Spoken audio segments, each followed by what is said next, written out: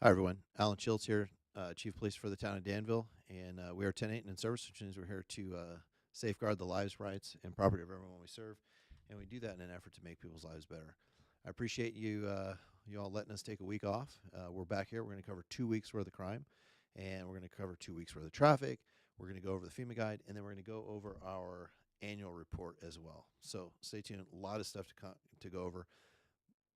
We're going to cover the method that we're seeing for people breaking into homes too. So I really want you to pay attention. We had one 2 weeks ago. We'll cover it in the crime blotter, but we'll make sure that we cover how they're breaking in. I know there's a lot of requests for more detailed information, so we're going to give you a little bit more on this show.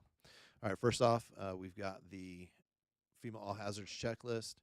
We're going to be covering that still, and this is a guide where there's a link in the description. Download that, and you can get information on what to do prior to, during, and after a critical event. You can also download the Wildfire Preparedness and Evacuation Guide. That's another good guide that'll give you information on how to plan for yourself, your family, your pets even. And then also make sure you sign up for the community warning system from the Office of the Sheriff. That's an opt-in service to be alerted when disasters or things like that happen. So if we're going to issue a shelter in place or things like that, we're going to put it out over CWS and Nixle. Also go to the PG&E website. There's a lot of good information there on, a couple things. One, how you can be prepared, and that's what's up on the screen right now. The other is if the power is out, you're going to get an estimation for your specific neighborhood or home on when that power might be back in. We find it to be pretty useful. It's not 100% accurate, but they will update it as information comes in. So you'll get information on, a crew's been dispatched, anticipated repair time is, and they're usually pretty decent. I think in the last 3 power outages at my house in town, 2 of them were resolved earlier, and one of them they delayed by, I think, 12 hours or so. All right, this is a live show, so if you have a question or you have a comment and you want it addressed live, put it in the chat. We're watching both Facebook and YouTube. Be happy to answer it live during the show. If not, we'll catch it later in the chat afterwards if it's something that we can't answer live during the show. All right, communitycrimeapp.com. This is where you can go to get information on crime in your area. We upload there several times a day. You can also zoom into your particular neighborhood and get alerts. You can also get information on the sexual offender registry there. Okay, we're going to cover 2 weeks, and this is actually pretty amazing. Kudos to all of you in Danville. You did a great job driving and with the crime, because we had enough to where we only needed 1 slide for the traffic and 1 slide for the crime for 2 weeks. All right, so on the 27th, we had a vehicle that backed into another at a gas station, and that vehicle took off without exchanging information. That was on the 8,000 block of Crow Canyon Road. And then we had a solo vehicle non-injury collision into a guardrail on Diablo Road. So that's that windy section near Diablo, and that was on Diablo Road near Avenida Nueva. On the 31st, there was a 3-vehicle non-injury collision on Tassajara Lane and Camino Tassajara. On the 2nd, we had a non-injury hit and run in the parking lot of the business on the 1300 block of El Capitan. So that's down towards the Crow Canyon end of El Capitan. And then on the 4th, we had a hit and run on Camino Tassajara and Crow Canyon Road where the driver fled. And then on the 5th, we had a non-injury collision of a box truck into a parked vehicle on the 100 block of East Prospect. So I did want to talk about that. A lot of times you hear me say we've had hit and runs, and they're of unoccupied or parked cars. You come out and there's some damage to your car and it's a hit and run. That is not what we saw. We had 3 property damage collisions and 3 hit and runs over the last couple of weeks. 2 of those hit and runs were of occupied or near occupied at the gas station vehicles. Ones where it was clearly a collision, the person clearly should have stopped, and they have the duty to exchange information. So what happens if you're involved in that? If you're involved in a collision, what should you do? So whether you're at fault or not, our recommendation is make sure that you and everyone in your vehicle are safe.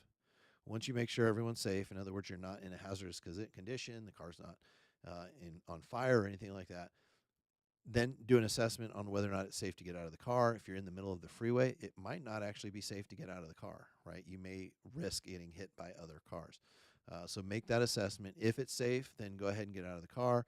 If you can drive your car to the side of the road, we'd recommend drive it to an area where it's less hazardous, then get out of your car.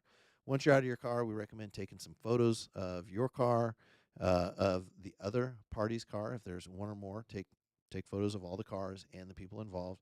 Just snap quick photos and then work at exchanging information. And one of the easiest ways to exchange information, frankly, is to just take pictures of or electronically send via text message the insurance card and the registration and all that. It's a really easy way to get it done.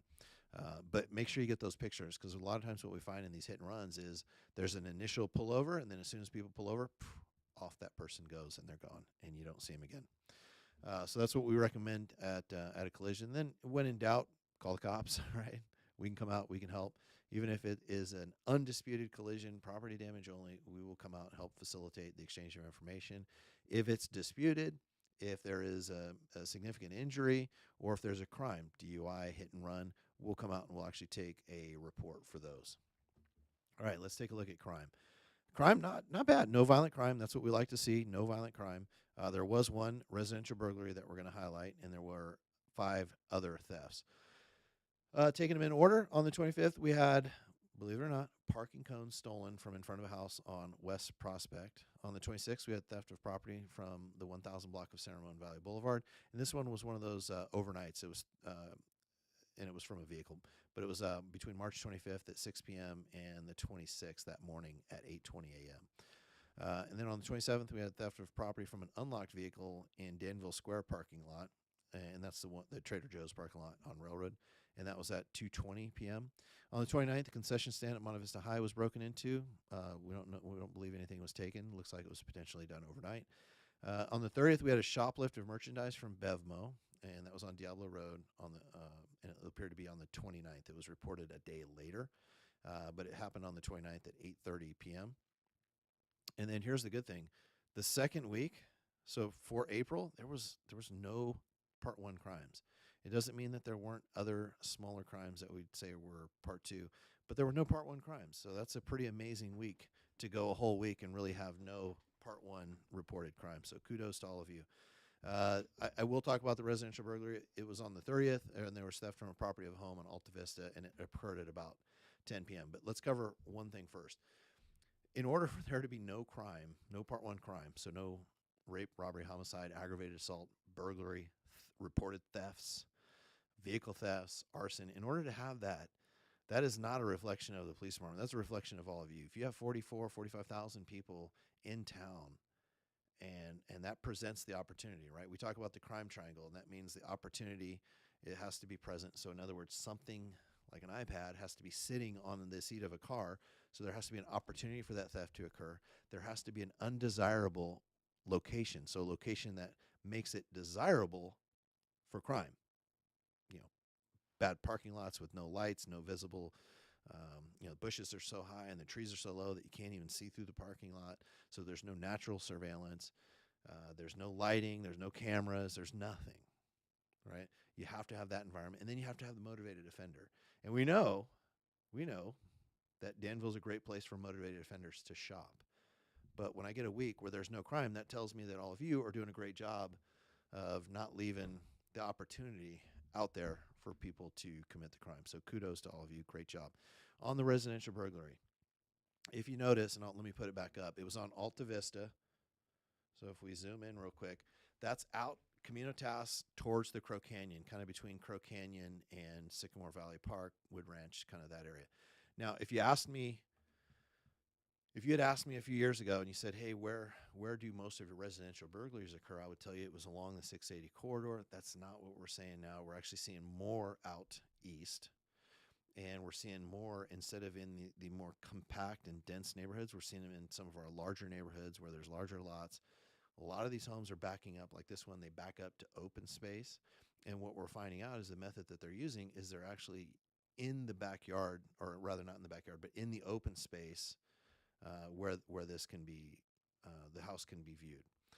What we're not seeing that we used to see in some is we're not seeing a lot of people knocking on front doors, people going door to door, kind of using that as their method of casing.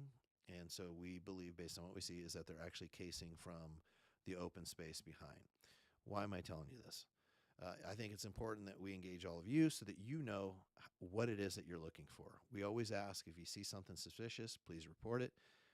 Non-emergency, emergency, we just ask that you report it.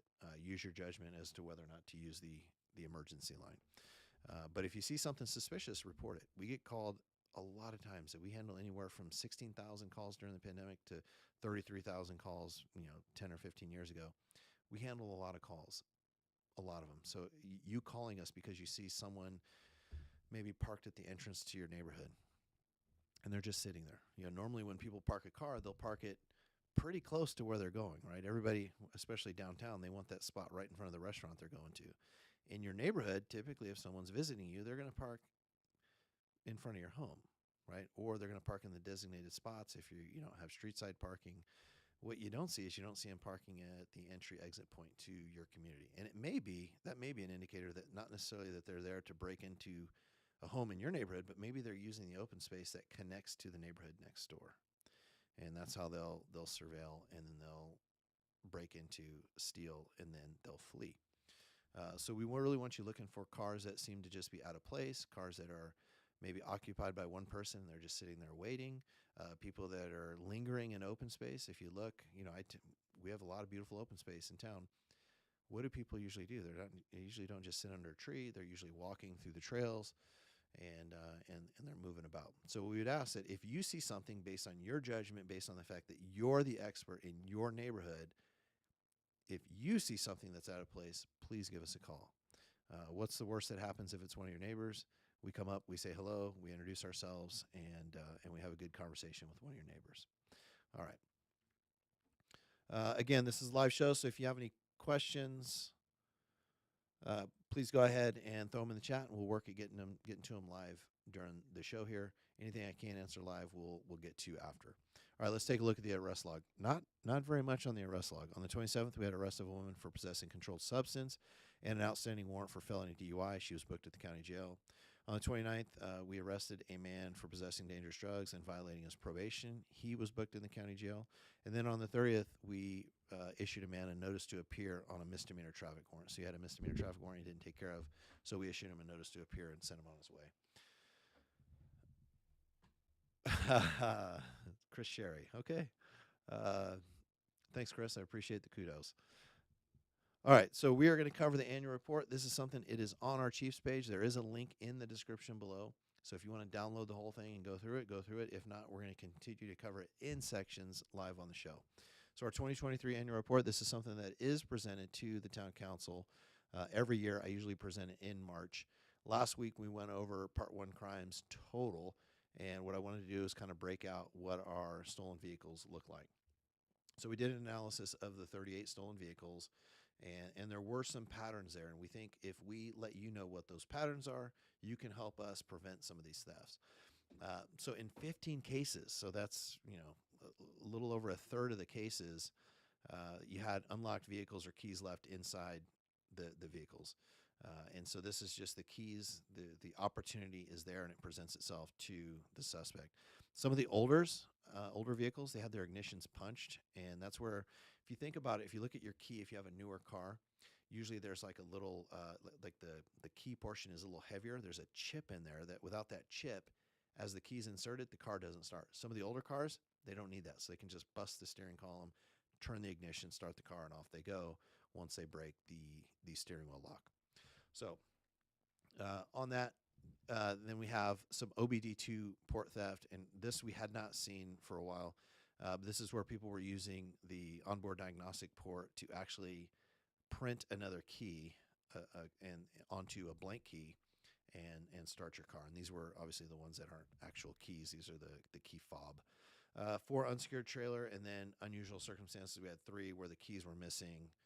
And we're not sure what facilitated the theft. But here's a good highlight, and I'm not really zooming in on the words here, but I kind of want you to see what the OBD2 port theft looks like this is a little port underneath most cars on the driver's side that a technician will use to diagnose the vehicle itself.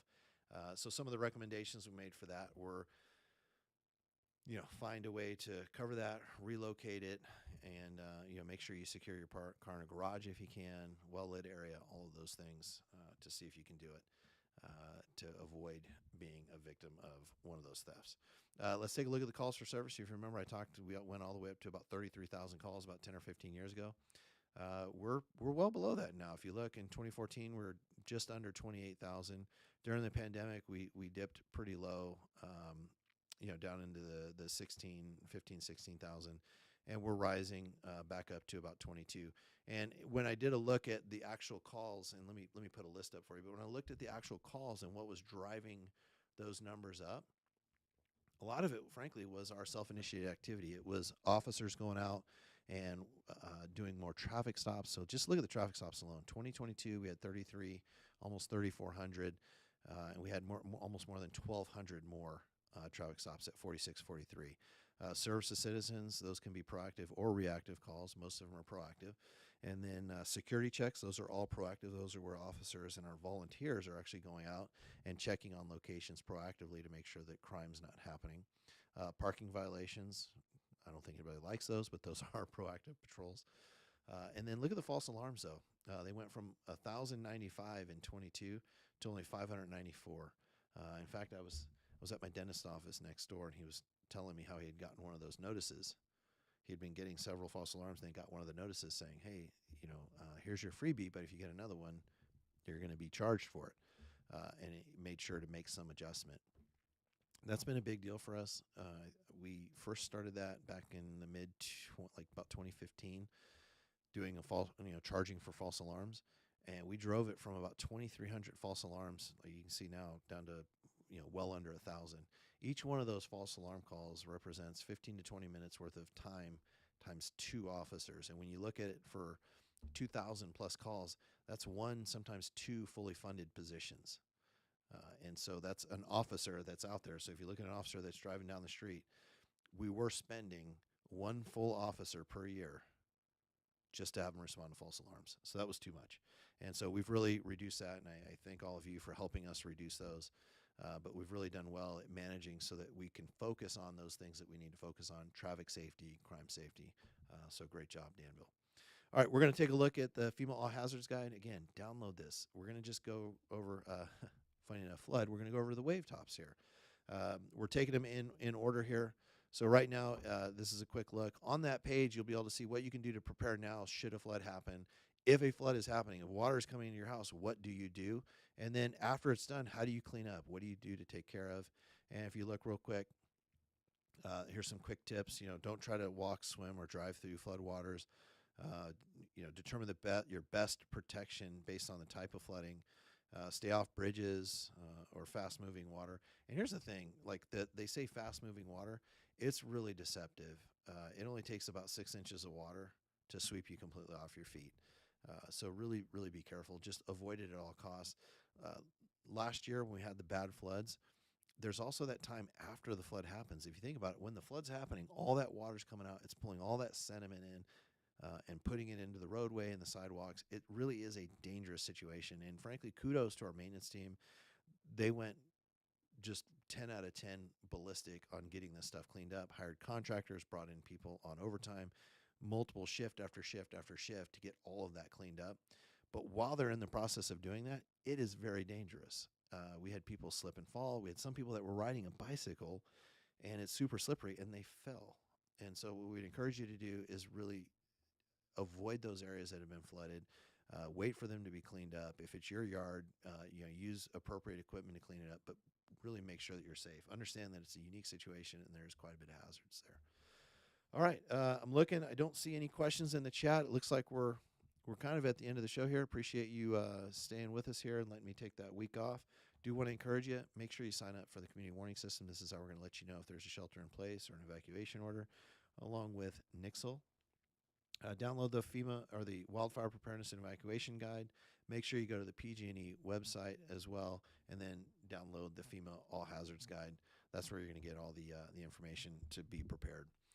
All right. With that, we're 10:10, which means we're off duty, but we're always 10:8 and in service to all of you. Thank you, Danville. Have a good night.